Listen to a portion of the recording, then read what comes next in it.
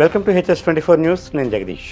అనకాపల్లి జిల్లా అచ్యుతాపురం రహదారి విస్తరణలో భూములు కోల్పోయే నిర్వాసితులకు నష్టపరిహారాన్ని నేరుగా వారి బ్యాంకు ఖాతాల్లో జమ చేయాలని వైసీపీ రాష్ట్ర కార్యదర్శి బొడ్డెడ ప్రసాద్ కోరారు. మునగపాక బొడ్డెడ ప్రసాద్ కార్యాలయంలో అనకాపల్లి అచ్యుతాపురం రోడ్డు విస్తరణ నిర్వాసితులతో సమావేశాన్ని ఏర్పాటు చేశారు. ఈ సందర్భంగా ఆయన మీడియాతో మాట్లాడారు.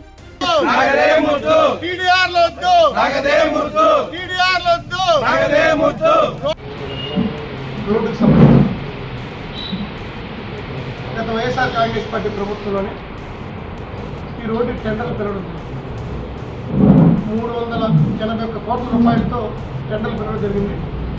230 కోట్ల రూపాయలు ఏడీబీ బ్యాంక్ నుంచి లోన్గా ఏషియన్ డెవలప్మెంట్ బ్యాంకు ఈ రోడ్డు అభివృద్ధి నిమిత్తం 230 కోట్లు ఇవ్వడానికి, 151 కోట్లు రైతులకి భూముల కింద నష్టపరిహారం కింద కాంపన్సేషన్ ఇవ్వడానికి అదే డిపిఆర్ రూపొందించడం జరిగింది. ఆ డిపిఆర్ క్యాబినెట్ ఆమోదించి టెండర్లు పిలవడం జరిగింది. వర్క్ ప్రాసెస్ దశలో ఎన్నికలు కూడా రావడం, ఎన్నికల్లో మా ప్రభుత్వం ఓటమి పాలవ్వడం, తర్వాత కూటమి ప్రభుత్వం ఏర్పాటు చేయడం జరిగింది. కూటమి ప్రభుత్వం వచ్చిన తర్వాత కూడా ఏదైతే వైఎస్ఆర్ కాంగ్రెస్ పార్టీ ప్రభుత్వం జగన్మోహన్ రెడ్డి గారి నాయకత్వంలో ఏదైతే టెండర్లు తీసామో ఆ పనిని మొదలు పెట్టడానికి కూటమి ప్రభుత్వం ముందుకు వచ్చింది. దాన్ని అందరూ కూడా స్వాగతించారు. ఎందుకంటే ఏ ప్రభుత్వాలున్నా ఈ ప్రాంత అభివృద్ధిని ఆకాంక్షిస్తున్నాం కాబట్టి ఖచ్చితంగా ఈ రోడ్డు విస్తరణ జరగాలి.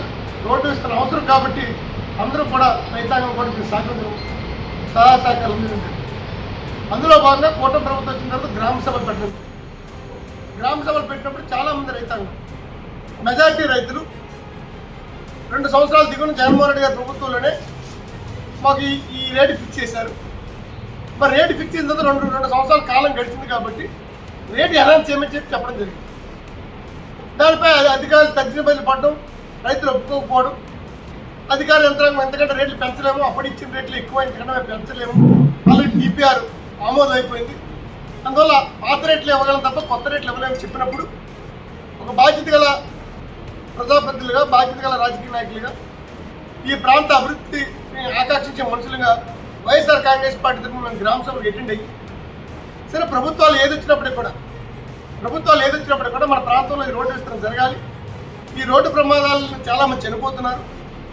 పెరుగుతున్నటువంటి పారిశ్రామిక ప్రాంతం కాబట్టి రోడ్డు విస్తరణ అవసరం కాబట్టి రోడ్డు విస్తరణ రైతాంగం కూడా ఒప్పుకోవాలని చెప్పి రైతులు మేమందరం కన్విన్స్ చేసి ఆ రోజు ఎంఆర్ గారి సంవత్సరంలో గ్రామ సభ జరిగినప్పుడు మేము ప్రతిపక్ష పార్టీగా ఆ రోజు మేము ప్రార్థించలేదు. ప్రభుత్వాలు ఏదైనప్పటికీ కూడా ఈ ప్రాంత అభివృద్ధి జరగాలన్న ఆలోచనతో రైతులు మేము కూడా కన్విన్స్ చేసి మా భూములు కూడా ఉన్నాయి, మేము కూడా సంతకాలు పెట్టడం జరిగింది. ఏదైతే మీరు రేటు అనౌన్స్ చేయకపోయినప్పుడు కూడా పాత రేటుకే జగన్మోహన్ రెడ్డి గారి ప్రభుత్వం ఏదైతే రేటు ఇచ్చారో ఆ రేటుకే మేము కట్టుబడి రైతాంగం మాతో పాటు రైతాంగం అందరి చేత సంతకాలు పెట్టించడం జరిగింది. ఆ రోజు రైతులందరి దగ్గర బ్యాంక్ అకౌంట్ తీసుకున్నారు. ఏదైతే ప్రభుత్వం ఫిక్స్ చేసిందో గ్రామ సభలు పెట్టి ప్రభుత్వం ఏదైతే నిర్ణయించిందో ఆ నిర్ణయించిన రేట్ని ఆయా గ్రామాల్లో రైతాంగానికి బ్యాంకు ద్వారా నగదు జమ చేస్తామని చెప్పి ఆశించాం. ఈలోపు 1200 రైతులు ఈ రోడ్డు విస్తరణ కోసం 1200 రైతులు వారి యొక్క భూములు కోల్పోతున్నారు. ఈరోజు కమర్షియల్ ప్రాంతం నుండి ఈ ప్రాంతంలో సెంటు 10 నుంచి 15 లక్షలు అమ్ముతుంది. అయినప్పటికీ కూడా ప్రభుత్వం ఇచ్చే రేటు తక్కువైనప్పటికీ కూడా ఈ ప్రాంత అభివృద్ధిని ఆకాంక్షించి రైతాంగం రోడ్డు విస్తరణకు ముందుకు వచ్చి ప్రభుత్వాన్ని సహకరించడానికి సిద్ధంగా ఉన్నప్పటికీ కూడా ఈ వచ్చిన పత్రికా ప్రకటన చూసి రైతాంగం ఆందోళన చెందుతుంది. కానీ మనకు రేటు డబ్బిస్తున్నారు, వాస్తవానికి అక్కడ ఉన్న రేటు కంటే చాలా తక్కువ డబ్బు ఇచ్చినప్పటికీ కూడా మనం రోడ్డు విస్తరణ కోసం అభివృద్ధి కోసం మనం ముందుకు వచ్చి ఒప్పుకున్నందుకు మరి ఈ రకంగా మనం టీడీఆర్లు అంటున్నారు ఏంటండి?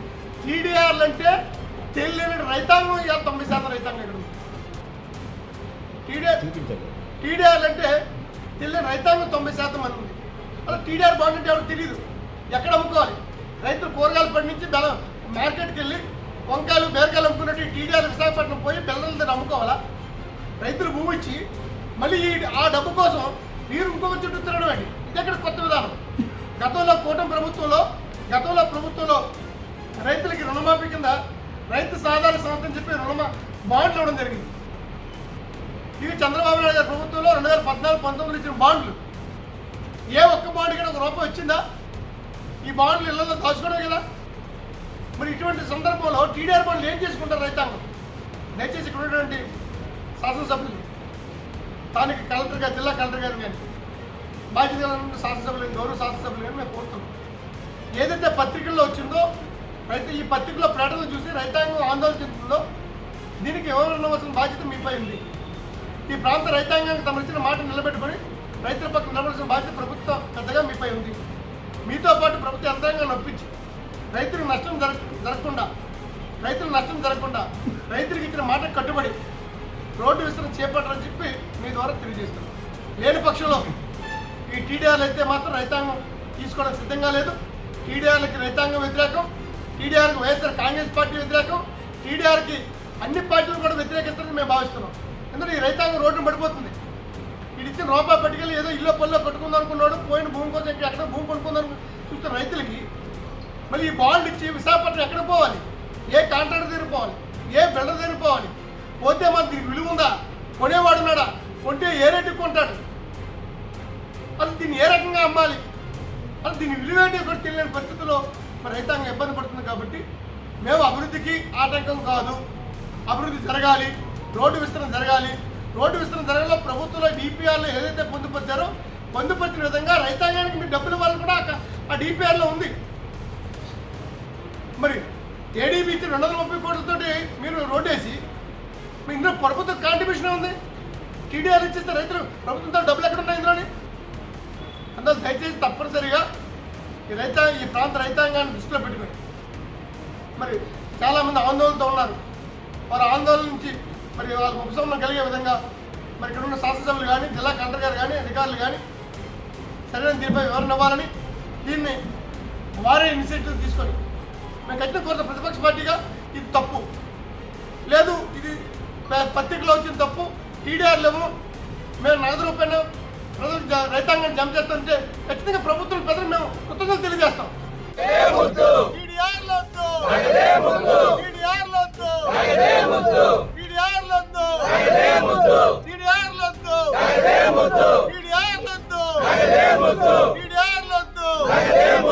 రోడ్డు విస్తరణలో భూములు కోల్పోతున్న రైతాంగానికి,